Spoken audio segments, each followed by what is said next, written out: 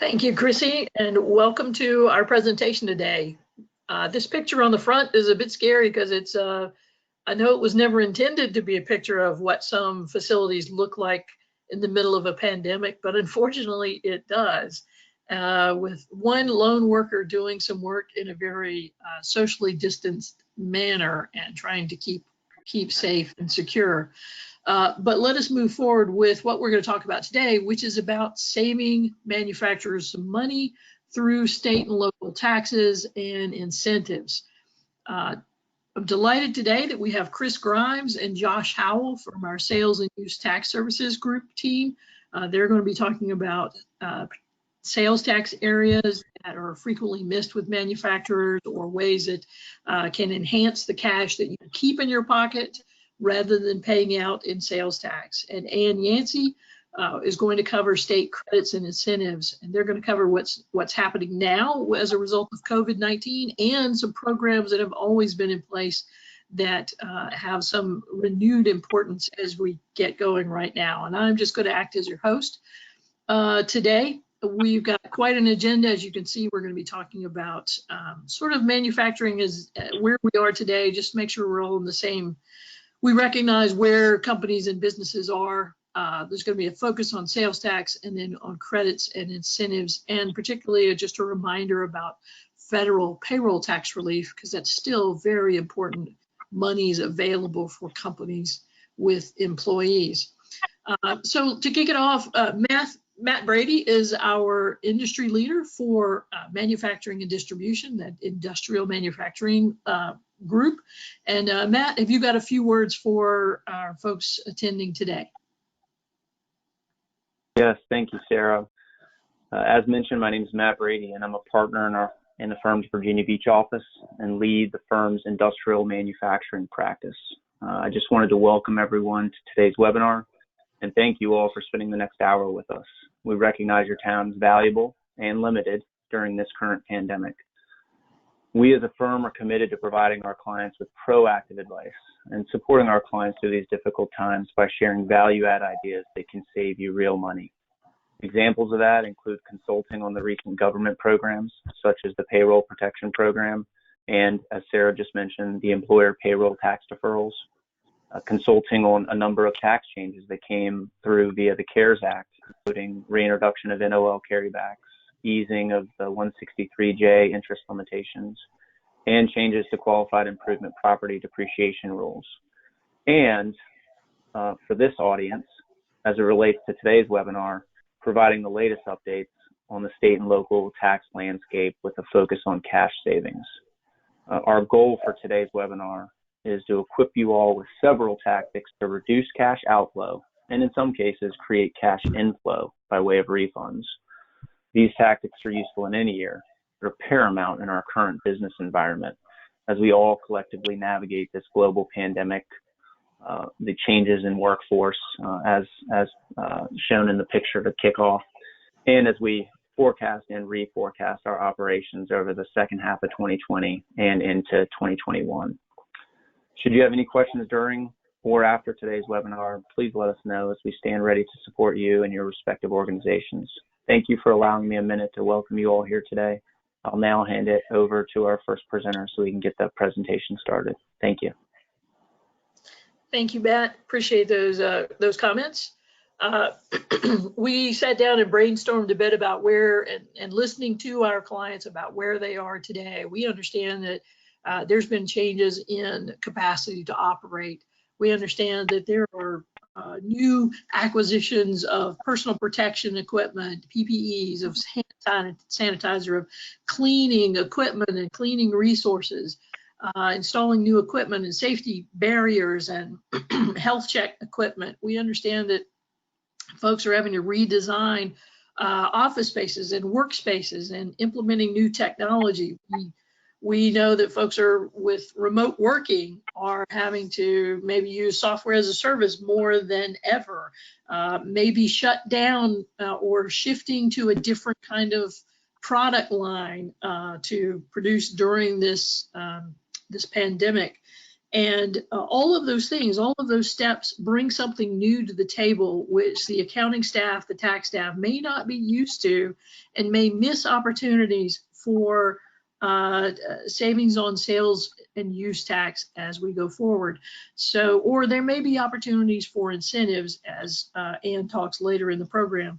So as we talk about some traditional means and comments on production and manufacturing activities and where sales tax fits, we definitely want to keep this in mind, that these things need to be re-scrutinized in connection with what's going on now. But let's start off with Josh telling us about what is happening right now with the states and collections. Thank you, Sarah. This is Josh Howell. I'm a senior manager in Sherry Beckert State and Local Tax Practice. And while this slide doesn't cover sort of the meat of the presentation regarding tax saving opportunities for you, we'd be remiss if we didn't mention some of the reactions of states to the business interruptions that taxpayers are facing today and their ability to file returns and remit tax on time.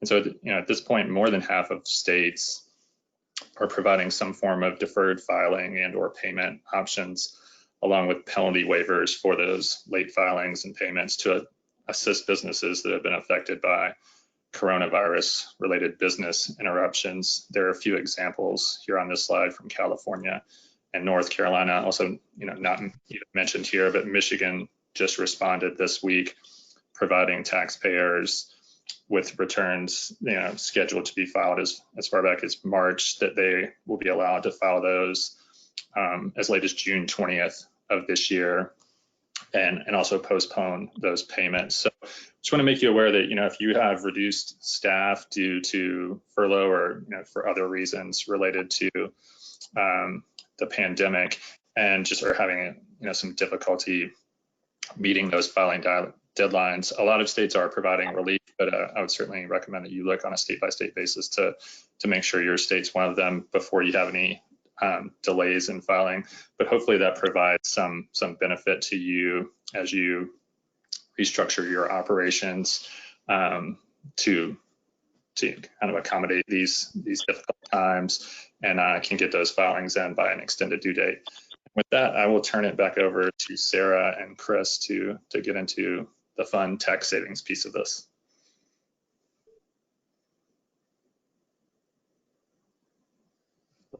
Thank you, Josh. Let's now begin to consider some key purchases that are typically made by manufacturers that may create opportunities for saving cash. We have 4 types of purchases that manufacturing companies typically deal with on a daily basis. Those include machinery and equipment, production supplies, packaging supplies, and utilities. Today, we will discuss each area in detail and provide some guidance on specific issues to consider when making these type of purchases in order to ensure sales and use tax overpayments are not occurring.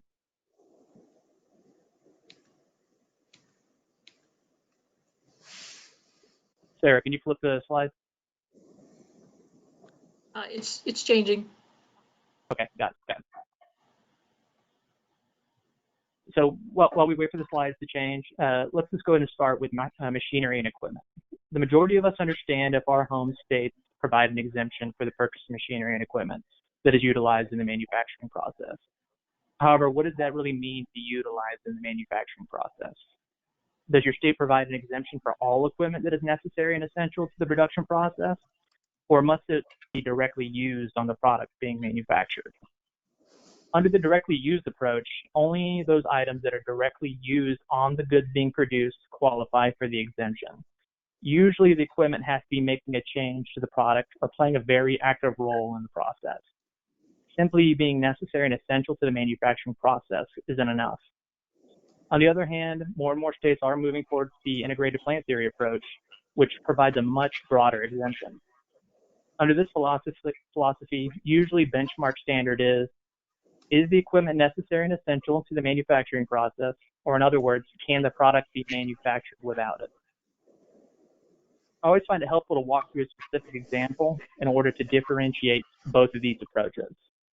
So let's consider a manufacturer of craft paper or paperboard.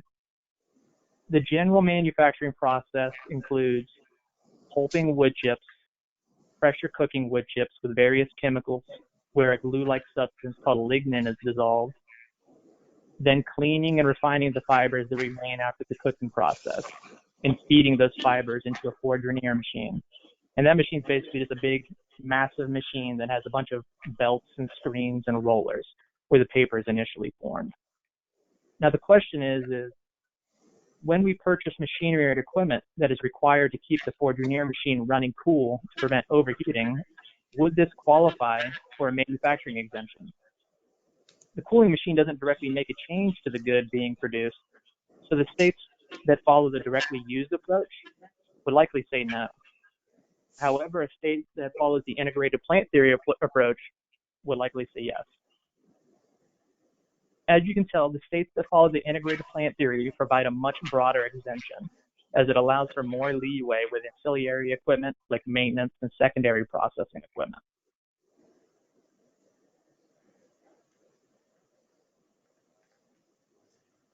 So that leads us into our discussion on the production process. So most states give some sort of manufacturing and equipment exemption. However, the manner in which these exemptions apply will vary by state. Some states provide a full exemption, others offer a partial exemption. Some provide a broad exemption for all equipment, others provide a very narrow exemption, such as the equipment purchase must be for a new or expanding business. Usually there's something. After all, the states want to keep and attract manufacturers. So the first step in managing the machinery and equipment exemption is knowing where the states define the beginning and end points of production. So you can see that we have a nice production roadmap to map out the typical process with a manufacturing facility, where raw materials come in, they're stored, they enter the production process, they continue through manufacturing areas, and then the finished goods are packaged, stored, and finally leave the facility. So when does the production actually begin? Some states may say production begins when raw materials enter the plant. This opens up exemptions for material handling equipment such as forklifts or cranes, even testing equipment or storage equipment. However, other states may say that manufacturing starts when there is an actual physical change to the product, where the raw materials are acted upon. So any equipment used before the first production machine wouldn't qualify for the manufacturing exemption. Also, some states say the manufacturing process starts when you pull raw materials out of inventory. So what happens to all the equipment that is used before production process begins? Quite simply, it's before manufacturing starts. So it would fall outside of the manufacturing exemption and be subject to sales tax.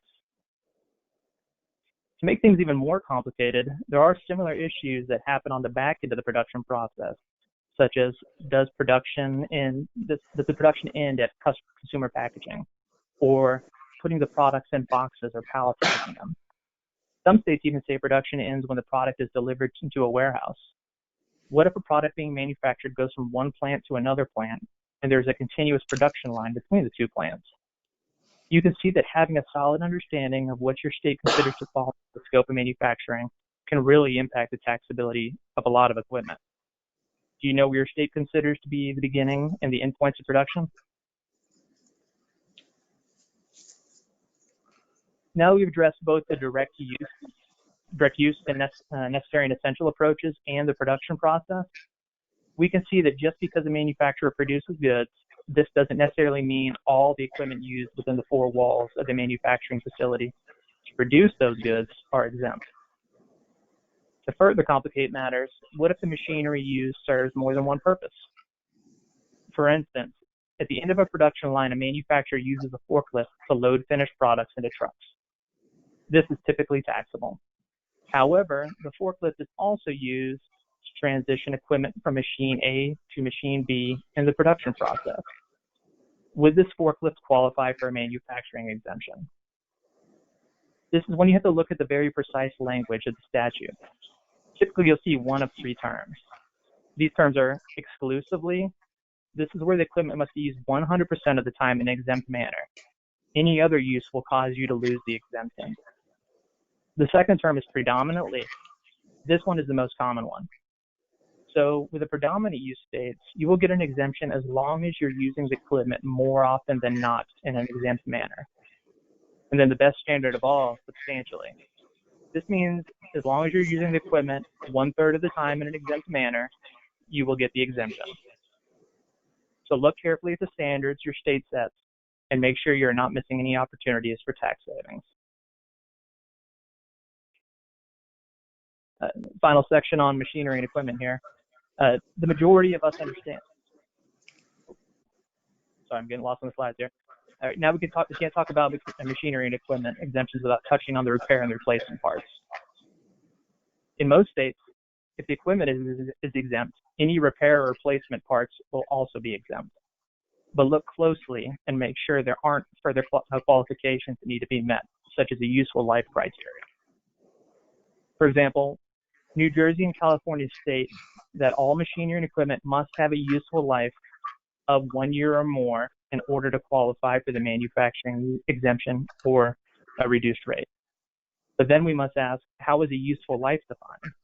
A California taxpayer was recently denied a partial exemption for molds that were purchased with a depreciable life of 2.5 years due to the molds not being capitalized. It's very important to understand all of the criteria required by your state in order to ensure repair parts purchased qualify for the manufacturing exemption. One more state to consider is Arkansas.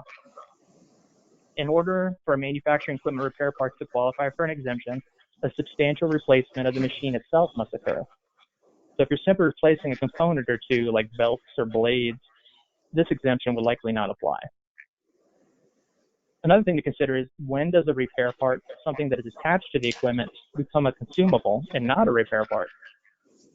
For instance, are roller felt, air filters, machine lighting considered a repair part or just a consumable?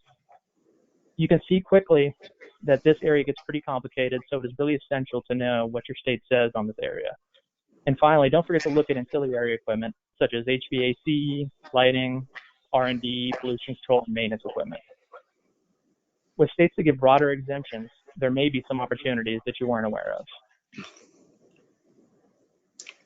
And this leads us to Josh on the production slides after the poll. All right, Chrissy, it's time for our first polling question. So the poll is open here. It is just an attendance question. And apologies for the slides jumping around earlier. Working from home is sometimes not as good as being in the office. All the best equipment. But thank you, Chris, for walking us through the production process and where the points are we need to watch out for on that. All right, so I think we're ready to close that poll. And Josh, you're up next to talk to us about production supplies. Thank you, Sarah. And before we jump into production supplies, just one more note on Chris's discussion of machinery and equipment. And I think it'd be helpful to also mention that, as manufacturing processes, in some businesses become more and more high-tech and automated, manufacturers should certainly look at purchases of software and other technology tools used in the production process that you might not normally think of as being machinery or equipment. There's actually a couple of ways that you can approach software. One is to identify software that is strictly used in the production process, which could qualify for the manufacturing exemption. But if if it's a gray area or if it's actually not used in the manufacturing process, there are also states that do not tax the electronic delivery of software or software access via the internet, which is the most common ways that software can be delivered these days.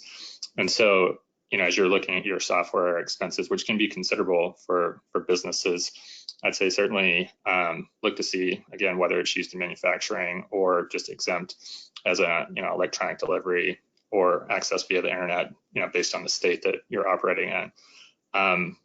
But moving on to production supplies, as you can see from this list, there's a lot of different types of purchases that a manufacturer would make that could fit into this category, raw materials all the way down to safety supplies. And these are generally items that are used or consumed or coated on a product during the manufacturing process. And whether they qualify for exemption kind of falls on a continuum for these types of purchases. So raw materials first on the list would generally always qualify for exemption. These are ingredient or component parts of your final product, and the theory is that you don't tax those because once it's sold to the final customer, you would collect tax from the final customer on that end product. So you should generally be able to claim exemption for those types of purchases.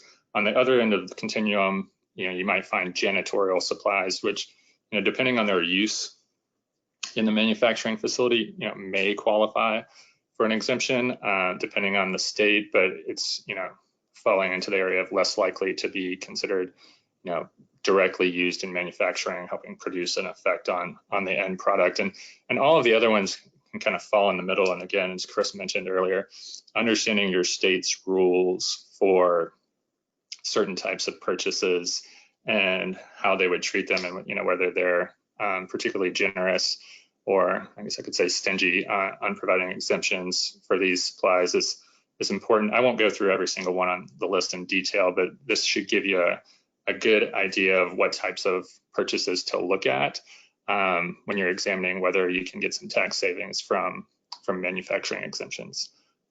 Next slide. And states generally look at production supplies in 4 different ways when determining whether an exemption would be available. And the first one is, does that supply directly touch the product and remain in the final product, even in a trace amount? So you may have a chemical or other reagent that is applied during the manufacturing process, and you might not think it's not really considered an ingredient or a component part, but sometimes even just small amounts of that chemical remain in the item. For example, a tire manufacturer may have certain chemicals that are added to increase durability, or may somehow serve as a coating, and those can qualify for exemption. So certainly don't bypass those as you're examining your purchases. The second approach a state would take is, does that item or production supply make a physical or chemical change to the product? And if it does, you're more likely to qualify for exemption, because it's really sort of akin to manufacturing machinery and equipment.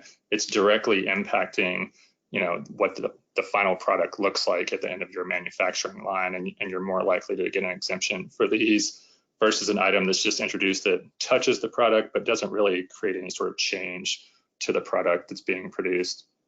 States will also apply a necessary and essential test sometimes, and really only allow you to claim an exemption if that particular production supply is essential to the manufacturing process. And this can be a little bit of a gray area, and certainly an area where you might want to ask for a little bit of advice as you're examining your purchases, because the state can have its opinion on what's necessary and essential, and you might have a different opinion and need to get the state to come around to how the manufacturing process for your business really works. And obviously, the fourth approach is states may just not provide exemptions at all. And on the next few slides, we'll just jump into a few areas that we know that our clients in the past have overlooked and can be great areas of opportunity for potential exemptions. The first one being packaging supplies. And Chris mentioned the production process earlier and how there's a continuum.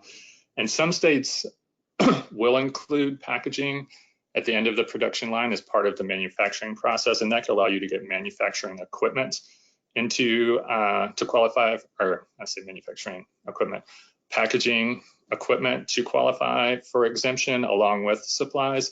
But some states cut off the end of the manufacturing process for sales tax exemption before you get to packaging. But you shouldn't let that stop you from reviewing your packaging purchases for exemptions, because most states also provide an exemption simply for packaging that is part of the product sold to your end customer. And so there's several examples here of boxes, tape, stretch wrap, strapping seals, labels, anything that you're using that you must use to package the product for delivery and for your customer to get it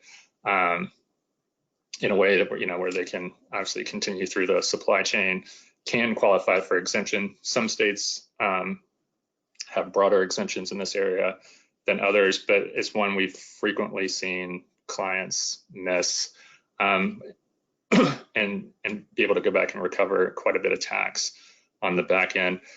One area where we'd say you should pay particular attention and not get too aggressive is pallets. Obviously, those can be shipped out and be part of packaging where you're sending items to customers. But if the pallet can be returned, the state generally wouldn't consider that a part of the product that you're selling to the customer, because the customer doesn't get to keep it. Same thing for other types of returnable containers, totes, tubs, whatever the case might be. You just want to pay particular attention to those and give it a little bit more scrutiny to make sure you're not overreaching on the exemption. Next slide. Another great area, especially one for a facility that uses a lot of utilities in the manufacturing process, are exemptions for utilities to power your machinery and equipment. Many states grant an exemption for these utilities, which can include electricity, water, and gas to power the equipment in your manufacturing process.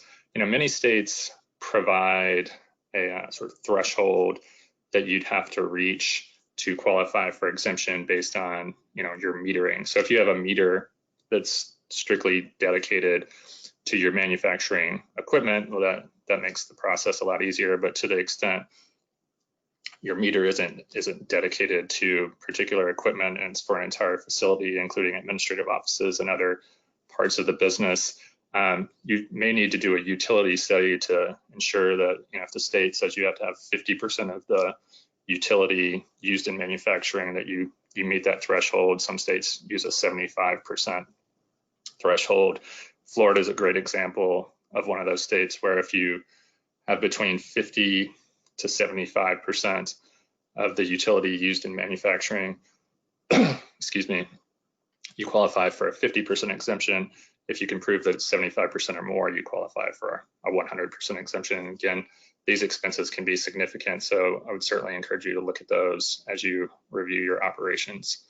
And then the last one on the list is particularly relevant for today's environment, which is protective clothing and equipment. You may be seeing much greater expenses to protect your employees and even the products that you produce from contamination, and to keep everyone healthy. And that may, whether that's sanitization products, protective gear, or otherwise, there are states that provide exemptions for protective clothing and equipment.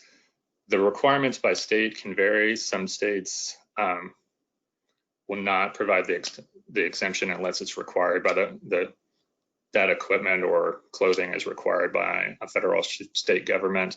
Other states will have rules. I think Indiana and Wisconsin are good examples where you can qualify for exemption if the equipment prevents contamination of the product, which would be obviously relevant in today's environment. And again, these can vary by state, but this is another area we often see companies miss when they do reviews, looking forward or backwards, and areas of opportunity to save and recover tax. Next slide. And with that, I will turn it back to Sarah and Chris. Thanks a lot, Josh. So now onto the actual means of saving money, reverse audits. The primary benefit of a reverse audit, and the most obvious one, is to identify the types of purchases for which you have been overpaying sales or use tax, applying for refunds of that tax from the state or directly from the vendors. This returns cash to the company, which can be especially beneficial during slow periods like the one many businesses are currently experiencing. However, just as important to the recovery of the overpaid tax is the benefit of correcting the overpayments on future purchases. If you've ever filed a refund claim, you're aware that the recovering of tax from the state can take time and a lot of documentation to prove the items being purchased should not have been taxed in the first place. By considering the findings in a reverse audit and applying them to future purchases, the company can significantly improve cash flow through a reduction in tax payments on exempt and non-taxable purchases. For example, Recently, I was provided a client's AP download for all the purchases sourced to locations in Tennessee. While reviewing the records, I quickly became aware that this client's accrual process was picking up transactions such as repairs of office equipment, as it should. However, on top of these repairs, there was also $500,000 in use tax reported on repairs to real properties such as roofing, parking lots, general infrastructure. Needless to say, the client was thrilled to receive a check back from the state for $500,000.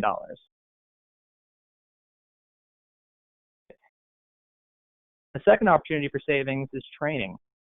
Due to the COVID pandemic, many manufacturers are currently seeing decreases in production output. Before production output begins ramping up again to pre-pandemic levels, it would be a good idea to take advantage of this downturn and begin focusing on training staff while the opportunity to do so exists. There are numerous benefits to educating staff. However, some of these benefits are more tangible to the business than others. Starting with the sales side of the business. Let's presume your company unknowingly created Nexus in a state like Georgia due to sales exceeding $100,000 or transactions exceeding 200 in a calendar year. And you are shipping taxable goods into to customers in that state and not collecting tax on those sales. If this is occurring, you may be creating exposure for yourself and your customers. Consider if an audit were to occur. Yes, an auditor can come after your business for uncollected sales tax back to the next effective date. However, an auditor could also go after your customer for unreported use tax on those same transactions. Obviously, the customers would prefer to avoid that risk by relying on the businesses that they purchase from to charge sales tax as needed. By training your staff on the complexities of sales tax nexus, not only will the potential exposure for you and your customers be reduced, it'll also help strengthen the relationships with customers through avoiding the scenario we discussed. Now let's consider purchasing side of the business. It's almost a daily occurrence that I receive an accounts payable download from customers and find instances in which sales tax is being paid for purchases that are exempt from sales tax. Sometimes these amounts can be staggering. For instance, I was recently working with a manufacturer based in California who purchased numerous parts and equipment that were incorporated into a larger piece of equipment that was sold. The customer had paid almost $400,000 in taxes on these parts over the last 3 years. Luckily, we were able to recover this money from the manufacturer through working through the California Department of Tax and Fee Administration. However, I'm certain the client would have been happier if the staff were trained more thoroughly and this tax had never been reported in the first place. Think about it. If it wasn't necessary to report the tax, that would have been an instant savings to the business years ago. Finally, let's discuss the benefit of reducing audit exposure. Audits may be tougher to handle in the future if there are going to be limitations on the auditor traveling and ability to attend plant tours. There's also continued churn in state audit staff, resulting in more inexperienced auditors that are handling these cases. This highlights the need to train staff to get the sales and use tax right up front and maintain the proper documentation to support sales and use tax decisions. It is essential that staff making purchases thoroughly understand the manufacturing process, how the purchases are being used, and the sales tax laws associated with these jurisdictions and where the goods are being shipped. The last thing you want to do is provide an exemption certificate to a business and just assume everything is exempt from sales tax. That can really spell trouble. For example, think of a business that sells everything under the sun: repair parts for manufacturing equipment, consumables, tools, clothing, facility supplies, etc. Yes, you may be purchasing some goods that are exempt from sales tax from these vendors. However, are all the goods exempt? Are you purchasing general supplies for the facility, such as like ladders and janitorial supplies, clothing, etc.? If you've provided one of these everything under the sun vendors an exemption certificate, it is key that use tax reporting process is in place to avoid paying out additional taxes through an audit assessment. We'll go to the next slide on that one. All right, we're at our second attendance poll. Chrissy, if you want to pull that up. And get that located there. So really the reverse audits are a way to go back and collect tax looking through on a timely basis before checks are cut to pay taxes, use taxes, or collected sales taxes, and examining those invoices are a regular occurrence to get that to maintain that cash flow in a positive direction for companies. All right, that's our second attendance poll question. Guys, I think we're going to need to move a little more quickly here. So I am going to move us forward to skip these introductory comments, and let's just go and talk about exemption certificates. Josh, can you start us from this point talking about the importance and common problems we see with exemption certificates? Sure, absolutely. Thank you, Sarah. And yeah, we do want to be cognizant of the time and make sure there's plenty of time for Anne. So just a couple of comments here on sales tax exemption certificates. Most of you are probably aware that when you make purchases for items that are exempt, your vendor is going to ask you for an exemption certificate in order to not provide tax, and so you need to be aware that you should be expected to provide those, especially in light of Wayfair and more states having economic nexus rules that are requiring more and more of your vendors to collect tax or register and collect tax in states. But in terms of your risk as a manufacturer on the items that you sell, it's critical that you are obtaining, if you're not going to charge tax to your customers, that you're obtaining exemption certificates from them and maintaining those, and doing really annual reviews to make sure that they aren't expired and that you have them properly completed, and that they're still being provided by the correct entity. Many of the issues we see on audits are exemption certificates that haven't been completely filled out. The exemption certificate you have on file is for an entity that no longer exists or has been merged into another entity that you're doing business with now, or that it's just a really old certificate and the states require you that you update them every few years. So evaluating the certificates you have on file, making sure you're getting those updated, and then putting a process in place to train your staff to maintain those on an ongoing basis is critical, so that you are not paying tax that you should be passing through to your customers to the extent you don't have certificates. And I'll stop there and shift it to Chris for this last slide. Thanks, Josh. It sounds like there's quite a few potential pitfalls when it comes to exemption certificates. I have a feeling there are a few listeners out there who can completely relate to these challenges. So this really begs the question, how can a manufacturer ensure they are in compliance, or what does a manufacturer need to do in order to get into compliance when it comes to exemption certificates? For most companies, there are typically two approaches to consider when diving into exemption certificate compliance. First, does it make sense to do a self-audit, find out where the gaps are, such as the missing, expired, incomplete certificates Josh was talking about, or really is it time to do like a full refresh of all exemption certificates? Once the approach is considered, how do you go about collecting the certificates? Because this can be a significant undertaking. Some options include you can perform a manual internal outreach to your own customers. This is traditionally the route taken if there are only a handful of certificates needed. Another option is utilizing software to manage the collection efforts. If there are quite a few certificates that need to be collected, subscribing to a software to assist with collection efforts may be the best approach. However, this it's not a completely automated process, and will require review of certificates collected by your staff at a minimum. Finally, utilizing a third party to manage the outreach process. The actual work performed in this option will be tailored to a manufacturer's needs. The appropriate option will just depend on the number of certificates you need, the available hours in the day your staff has to follow up with the customers. What's the best option for your business? Now that we've considered exemption certificate compliance, it may make sense to expand this discussion to audits in general.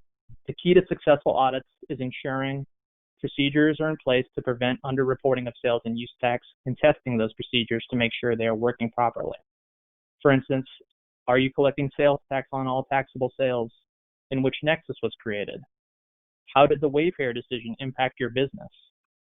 If you ship goods into jurisdictions where you aren't currently registered or reporting sales tax, it is possible the nexus was created through exceeding certain economic thresholds. Another question is, are your sales just taxable in general? I recently came across a manufacturer who sold repair parts to other manufacturers and was unaware that Nexus had been created in Alabama, California, and Mississippi due to the Waivers decision. Given Nexus had been created and these 3 states only offer a partial manufacturing exemption for repair parts, I had the unfortunate news of letting the manufacturer know they owed over $200,000 in back sales taxes to these 3 states, even if exemption certificates were collected. In the instance sales tax was not paid to a vendor, is use tax being reported on your taxable purchases? This goes back to those everything under the sun vendors, a discussion from a few slides ago. These are 3 questions that need to be considered to increase the likelihood of a successful audit. Was your last audit successful, or is it time for an assessment of your compliance function? All right, just quickly, we have a list here of resources that our team, Josh and Chris and others provide. And to keep up with information, we have here some highlights of where you can find information, including cherrybecketsalestax.com is a great resource to go to, and the LinkedIn group as well. And there's more information about manufacturers in particular here for those resources. So as we get our third poll question up, Chris, and Josh, any final comments you want to make about sales tax and use tax? And this is Josh. Obviously, there's a lot to consider, and I'd say even the most, well-staffed companies in terms of the tax department that really have processes in place can miss things. We've helped companies who had very experienced people, and sometimes the volume and the types of different purchases can just be a little bit overwhelming, and things fall through the cracks. We've helped companies like that recover significant amounts of money. So even if you feel like you have everything covered, I would say just doing an annual review or just a full-blown reverse audit is a good idea every now and then to make sure you're not leaving money on the table. All right, thank you. So that is our third poll. We'll go ahead and close that. And Ann Yancey, it is your turn to talk to us about cash from credits and incentive programs offered by the states. Okay, thank you very much. All right. During periods of downturn in the economy, we often find that credits and incentives become more important to companies. Cash is king these days, so I just want to highlight a few opportunities that may exist for companies to either recover cash, reduce your tax liability so that the business can keep the cash, or just for strategic planning around credits and incentives.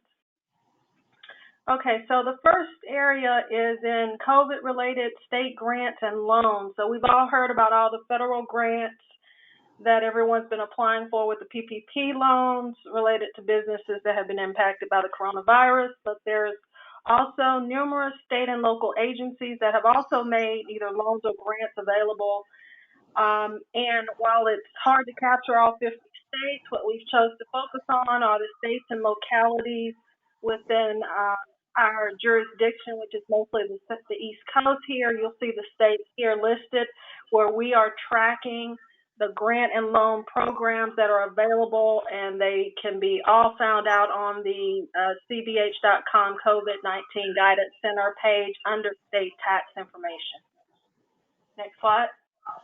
And we are keeping these programs up to date on a weekly basis. It's constantly changing. We are removing programs as they expire or as an agency is no longer accepting applications, but a great resource for what programs are out there. And you'll see here a listing of 3 of the programs from Florida, Maryland, and Texas, and these are local programs, some loans and grants, some up to $25,000 in Florida, a grant available up to $75,000 in Montgomery County, Maryland, and other loans as well. But this is just a sampling of that information. It's certainly available to everyone to take a look at.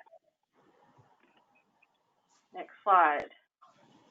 Okay, over the last several years in the credits and incentive world, we've seen states begun to offer programs that provide more immediate benefit to taxpayers, particularly manufacturers, because we've seen that companies have had net operating losses in the past. They haven't been able to take advantage of certain tax credit programs. So the states, again, have started to look at other ways to try to incentivize manufacturers beyond just the typical income tax credit.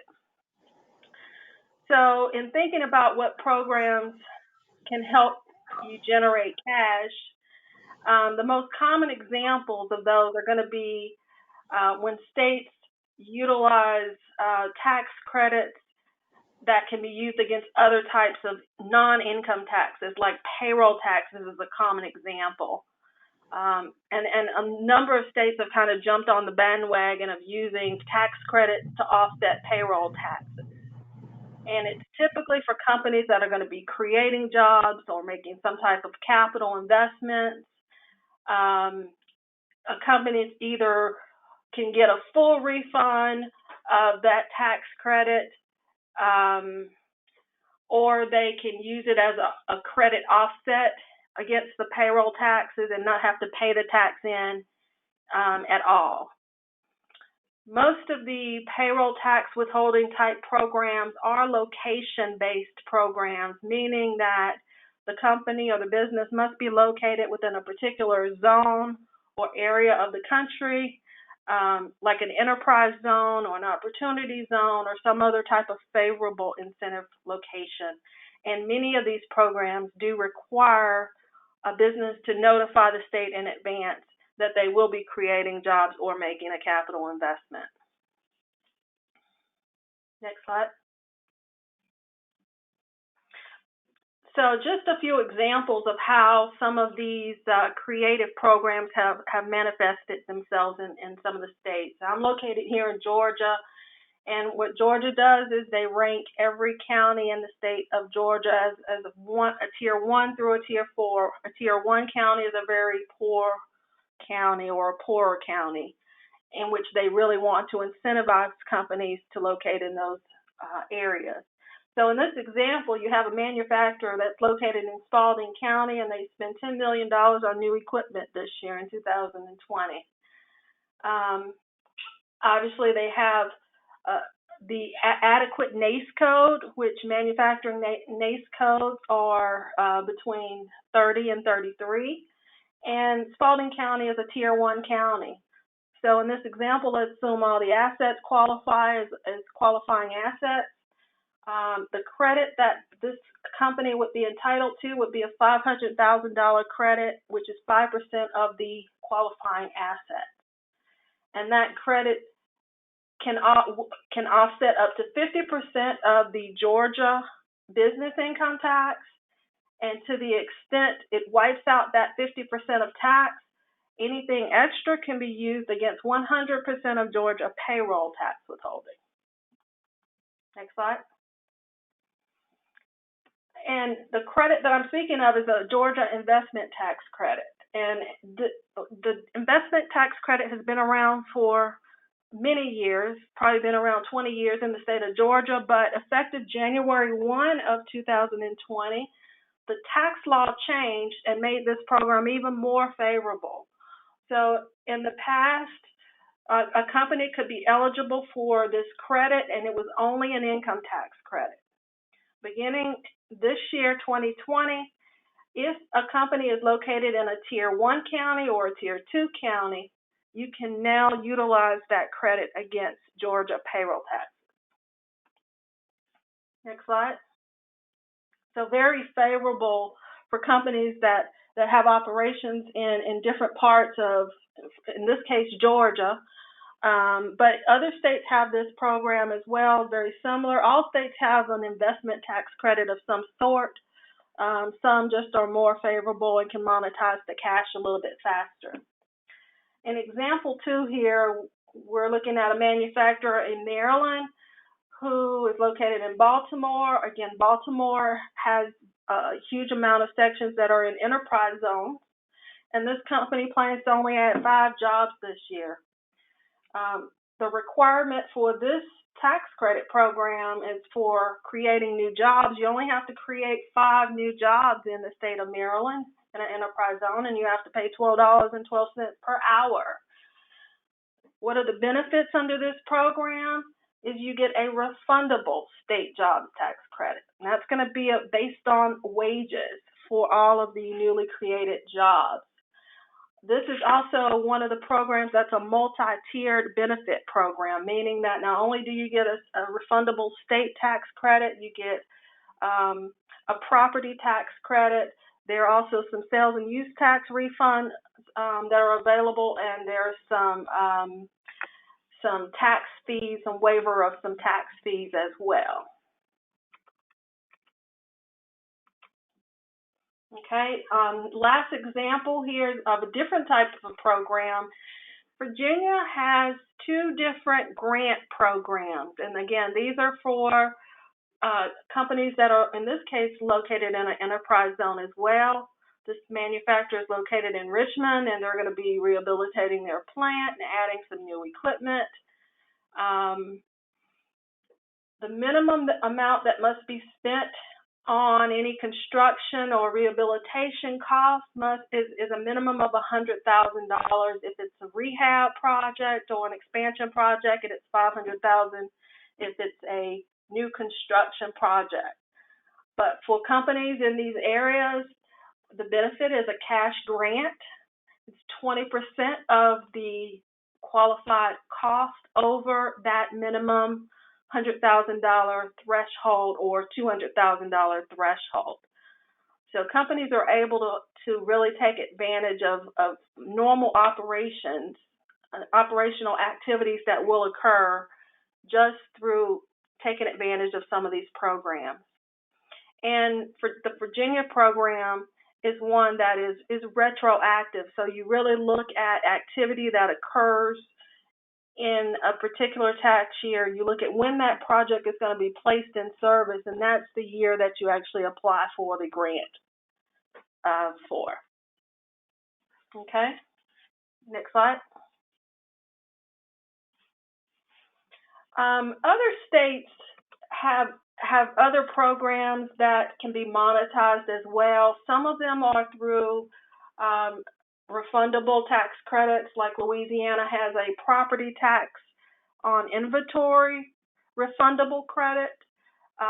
Many states, you see at least 33 states have R&D tax credits. Some of those programs are against income tax, but other ones are maybe transferable, maybe sellable to other businesses to the extent that the company that generates the credit cannot use it. You can sell it at a price to another company, or some of them may be refundable. And many states have transferable historic tax credit programs as well. And one thing I want to mention that's also missed in looking at existing credit programs that are already on the books is that, you know, we've been looking at companies are still in the midst of filing 2019 tax returns right now. So, you know, you still have time to actually do a look back for missed credit opportunities that can go on this year's return when a company was paying tax, so that you can either reduce that liability and not have to pay in that additional tax, or if you've overpaid, you'll get your money back from the state of the overpaid tax. Next slide. On the state negotiated incentives front, you know, many companies, the economy's been doing so well in the last several years. You know, many companies are already under existing incentive agreements with the states and with the counties. They've already made commitments for a plant expansion whereby that company has negotiated a package and they committed to a certain number of jobs and a certain amount of capital spend. Now's the time really to kind of evaluate those programs, evaluate under this current environment whether you can actually meet those thresholds that you committed to, looking at what are the clawbacks in your agreements. You know, is the state going to make you pay back any money to the state under your existing agreements, or is there an opportunity to reapproach the state or the local representatives and kind of review flexibility on those agreements to determine, here's where we stand now that we have the coronavirus in place and how it's affecting our operations. Is there any flexibility? Maybe we can get an extension of time on that agreement or commitment. Next slide. All right, thank you, Ann. We're up to our fourth polling question. And with just a few minutes before we reach the top of the hour, to get this last fourth attendance question in for those of you that are looking for CPE. So Ann, you've had a number of conversations with employers about the payroll incentives. I don't think we'll have time to go through those slides, but tell me how the payroll incentives and these state credit incentives have worked together in your conversations with clients. Yes, I mean, many companies are still not aware of these programs that are out there under the stimulus bills, under the CARES Act and the Family First Act. The payroll tax deferral is available to all companies. That's merely a means of you talking to your payroll provider and saying, look, I want to defer the employer portion of Social Security or the OASDI, the 6.2% employer portion. And we want to defer that you get really a 1.5 year deferral, paying half of that in 2021 and half in 2022. So immediate cash savings there. The tax credit programs, you really have to look at whether you're already getting a PPP loan or not, whether you're eligible for those programs. But for companies that are affected by the coronavirus, that have had their operations suspended in some aspects, or have had some downturn from that, then you really should review whether you have any aspects to take advantage of the tax credit. We're finding that companies' tax credit related to this area is enormous, and it is a refundable payroll credit, so immediate cash on that end. Great, thank you, Ann. Let's go ahead and close this poll. I think there were we just want to get to the last couple of slides here. And yes, go ahead. The last takeaways, really, the only thing I wanted to emphasize with these programs is you should really look at a retroactive review for credits and incentives, identify things that have been missed that you can pick up as immediate cash or to reduce tax liabilities right now, how to monetize these programs. Also think ahead for states that require some type of advance notification. I've talked to a number of clients. Some clients are really doing well in this economy. So you may still have some growth opportunities. We just need to get in front of the states on some of these to give them advance notification, and you can take advantage of programs. And the last bullet here, don't forget about payroll refunds as well. We've seen a number of companies that are, whether they're changing payroll vendors, they've had mergers, acquisitions, they restart those payroll wage bases, and the real question is am I required to do that? So we've been able to recover payroll refunds for companies that have had some type of employee movement where they didn't have to pay that doubling up of the payroll tax.